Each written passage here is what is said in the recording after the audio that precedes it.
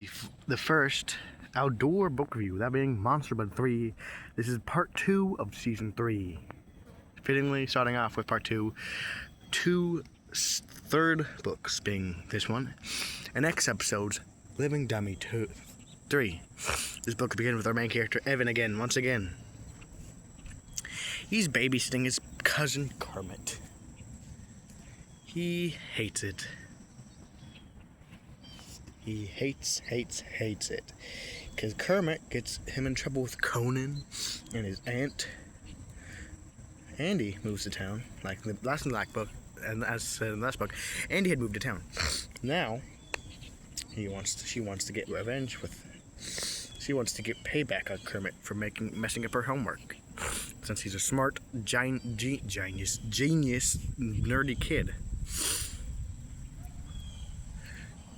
So, what do you think she thought? Monster Bud. She put some of it in something Kermit was messing with, and it expands and then pops. Goop flying everywhere. Some of it lands in Evan's mouth, and he begins to grow. He grows so big, he escapes the house luckily before he gets stuck in the basement. But then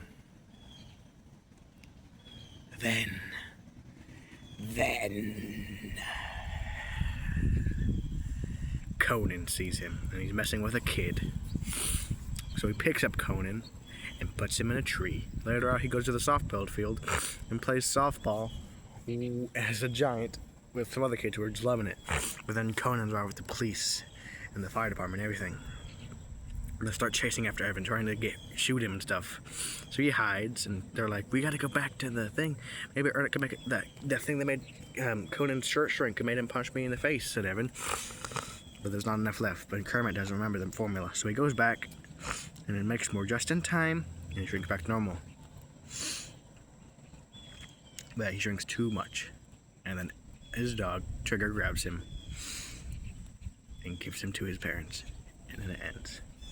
This book is a really easy one to recap. That's why it's not that long. I definitely check this out.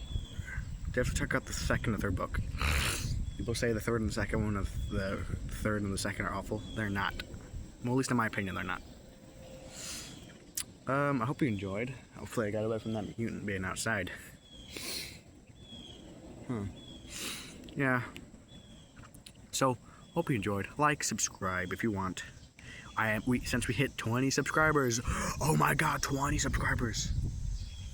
We're gonna do a video, like I said. Me and my friends all over goes on the road to make a documentary. Plus the 20 subscriber special Ghost Camp review on Zombie Road. So stay tuned for that. Hope you enjoyed. Peace. Percy had just returned from his long train. The quarry was busier than ever. Donald, Douglas, and Oliver were sent, along with Emily. "Hello, Percy," said Oliver. "Busy day, eh?" "Morning, Mr. Percy," said Toad. Percy chuckled. And he shunted the coaches away and went to rest. "Och, would you hurry up, Donald? I didn't want to wait all day," said Douglas. "Oliver's going as fast as he can," he said.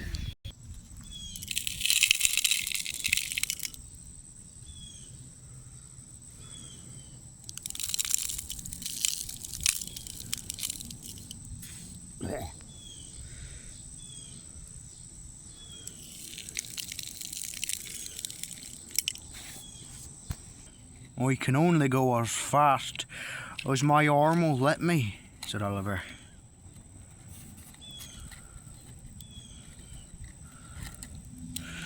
"It's not that fast, you know, Douglas."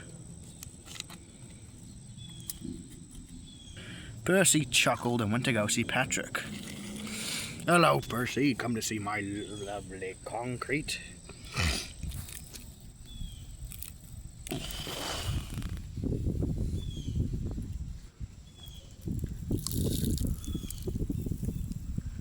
Oh, very nice, but I do think this quarry is very unsafe. What makes you say? What makes you say that? All the rocks falling.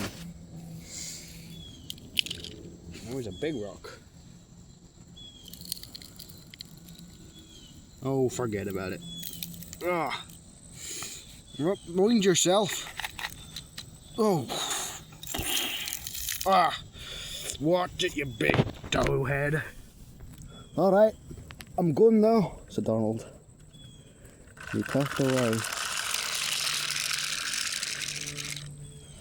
About time, said Douglas. Okay, my tender. In no time, his trucks were full. Percy puffed around. He saw Bill and Ben teasing Stepney. Diesel dozing. He saw Peter Sam and another engine working hard.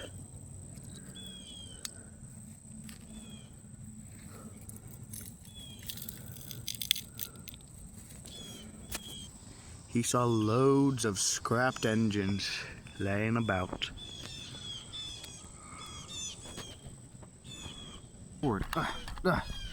There's a rock in your wheels, Percy. Then, smash! Oh! No, no!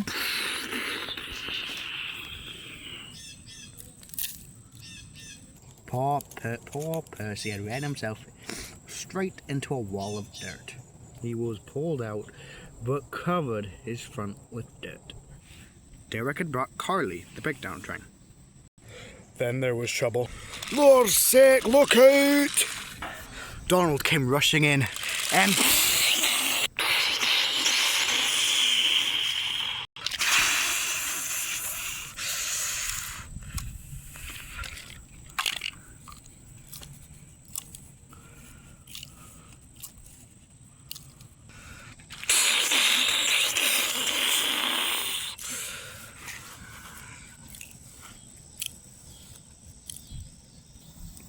crashed right into Douglas's trucks.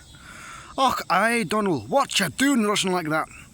The darn trucks pushed me, Dougie. I canna stop me, you know. Luckily unharmed, but very surprised. The mess was being cleared up. Percy thought to himself. Emily reversed alongside. "Are you all right, Percy?" she said. "I know it was a strange accident. The trucks like that aren't usually like this over here. We're often scared."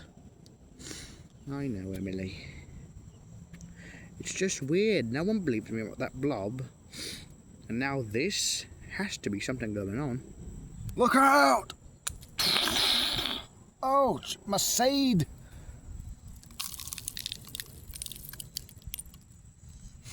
"What was that about?" Percy trundled away. He puffed towards the coaches, went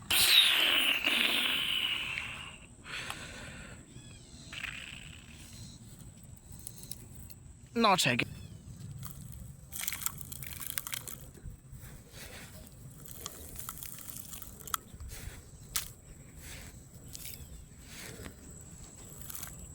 Oh, not again.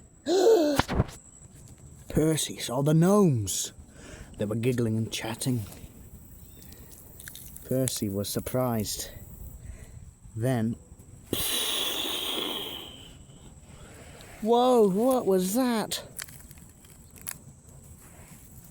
Whoa!